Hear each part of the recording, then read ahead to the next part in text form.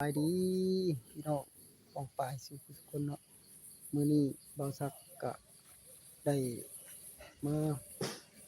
แกะบะนำน้องสาวเนาะเพราะว่าเพิ่นชวนมาแกะบะบ่าวซักก็เลยมีโอกาสก็ได้มานำเนาะทุกคนเนาะอ่ะไปเบิ่งนำกันเนาะทุกคนอยู่ข้างในเป็นจังไดนี่คือบ่อนศักดิ์สิทธิ์บ่อนความเชื่อเนาะทุกคนย้อนบักความเชื่อเฮามื้อนี้เพิ่นมาแก้บาแล้วก็เลยมีโอกาสมาเชิญชวนบ่าวซักมานำเนาะผมเชื่อเนาะทุกคนนี่คือบ่อนศักดิ์สิทธิ์เนาะบ่อนที่เฮามาบามาบนอิหยังก็ได้เบิดทุกอย่างเนาะ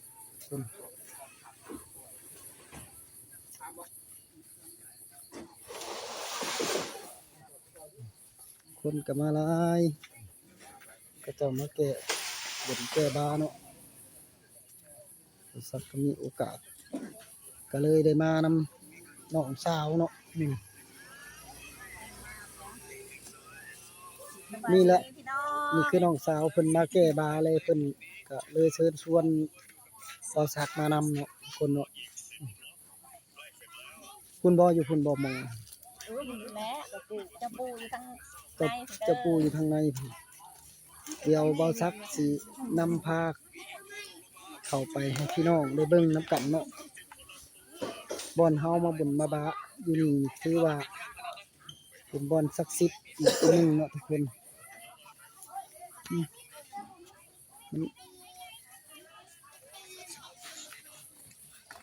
นี่แหละจังไดก็ถาไปเบิ่งนำกันเนาะทุกคนว่าเป็นจังไดเงียบปะ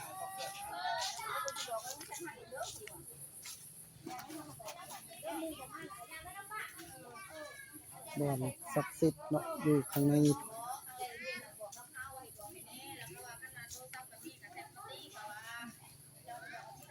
นี่ก็บ่อน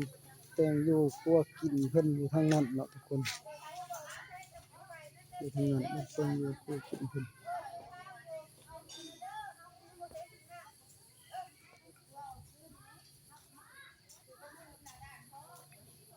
ถือว่าศักดิ์สินำเข้าไปเบิ่งเนาะทุกคนเนาะ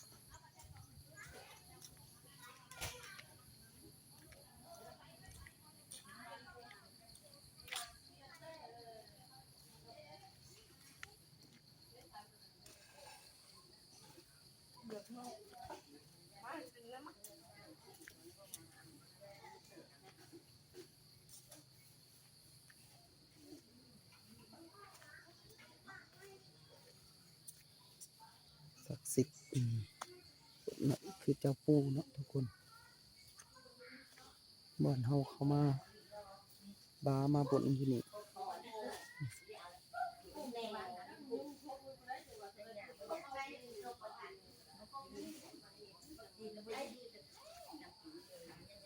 นี่บ่อนเฮาสิมาบนมาบาอยู่นี่เบิดทุกคน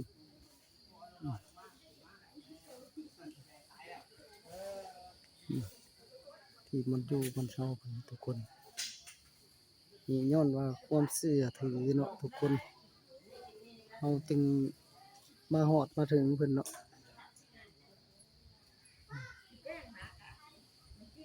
นี่คือเจ้าปู่อยู่บ้านนากะลาเนาะทุกคนเนาะเดี๋ยวบ่ซักก็สิมาขอพรเพิ่นอยู่นี่แหละตอนนี้ถ่ายให้พี่น้องได้เบิ่งก่อนเดี๋ยวจักหน่อยเข้ามาใหม่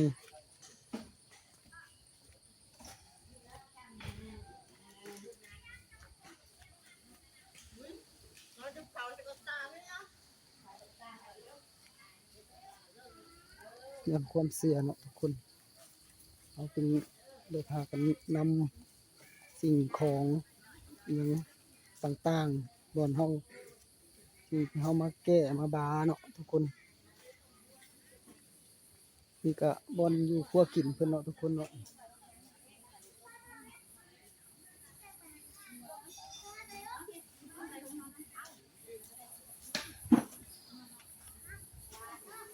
นี่คือบ่อนเพิ่นสิแต่งครัวกิน บนนี้เป็นเฮ็ดไว้หลายบอนลูกหลานก็มาแซวมื้อนี้เนาะทุกคนมีโอกาสดีก็เลยมานำเพิ่นเนาะเพราะว่าเพิ่นเชิญชวนสบายดีโอ้มื้อนี้นึกว่าแม่นสิบ่ได้พ้อกันไดยังได้มานำกันอยู่เนาะถือว่าบุญหลายเด้ได้พ้อกันนี่นี่คือผู้บ่าวเด้อทุกคนเด้อผู้บ่าวโสดได้นี่บ่ทันได้มีเมียโสดเลยนี่นี่กูนี่ก็โสดนี่โสดนี่ โสดคือกันบ่กูนี่ก็โสดนี่ โสดคือกันเนาะ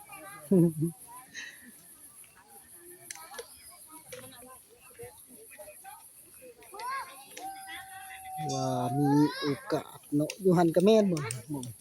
มองยังอยู่พุ่นน่ะอยู่พุ่นน่ะบ่อนอยู่หั่นบ่อนยังอยู่พุ่นเลย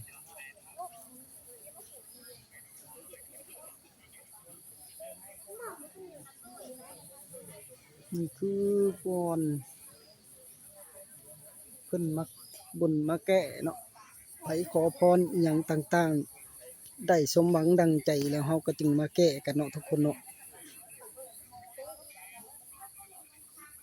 มื้อนี้เบาจ่องแน่เบากี้ก็มานำกันเนาะทุกคนเนาะเพราะว่า FC ท่านในที่ว่าเห็นแล้วก็อย่าลืมกดไลค์กดแชร์เนาะ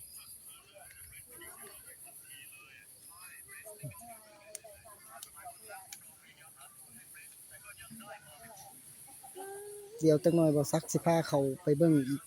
แล้วเฮาก็สิได้สิไปบนไปบ้าเนาะทุกคนบอนเพิ่นเฮ็ดให้ก็อยู่ข้างในพุ่นแหละบ่ซักไปถ่ายให้เบิ่งแล้วทุกคน ได้ นี่คือผู้บ่าวเมียกับท่านมี อีอย่างนี้นะอันนี้ก็บอนเพิ่นค้าเพิ่นขายเนาะต่างๆเพิ่นมาขายอีหยังนั่นน่ะมาขายกระปูมีแต่โต นี่ มีแต่งามโค้งๆเนาะทุกคนเนาะนี่พุ่นน่ะอ๋อเจ้า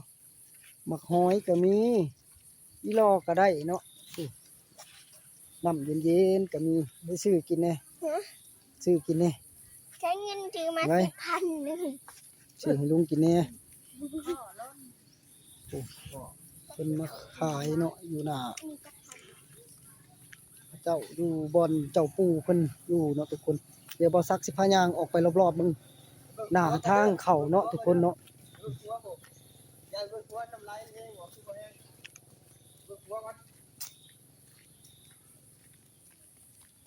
เดี๋ยวสินำผู้บ่าวเพิ่นไปก่อนไปเบิ่งน้ำครัวเพิ่นว่าเพิ่นชวนไปเบิ่งน้ำครัวเนาะทุกคนเนาะ น้ำหวยเนาะลุงน้ำหวยน้ำ นี่คือหน้าทางเข้าบ่อนเจ้าปู่เนาะนี่คือหน้าทางเข้าเนาะทุกคนเดี๋ยวเฮาสิไปซ่องเบิ่งน้ำเพิ่นว่าเพิ่นสิพาไปซ่องเบิ่งน้ำครัวน้ำห้วยใหญ่เพราะว่าติดแคมห้วยใหญ่เนาะบ่อนที่เพิ่นนั่น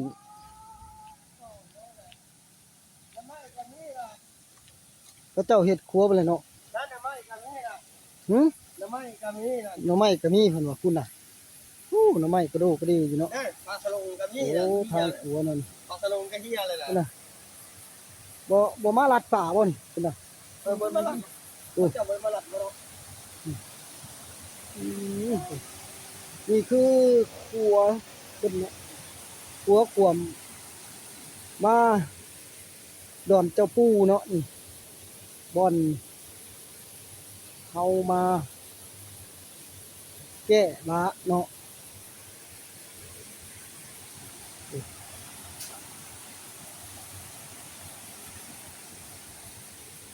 นี่คือดอนเจ้าปู่นากะลาเนาะทุกคนเนาะบ่ซักก็ได้มีโอกาสก็ได้มานำน้องสาวเนาะเพราะว่าเพิ่นเชิญชวนบ่ซักมานำเนาะทุกคนเนาะเอาจังใดก็สิขอหยุดคลิปไปซ้ำนี้ก่อนเนาะทุกคนเนาะอ่ะเดี๋ยวบ่ซักสิเฮ็ดวิธีก่อนเนาะทุกคนเดี๋ยวถ้าติดตามรับชมอีกคลิปหน้าเนาะบ๊ายบายทุกคน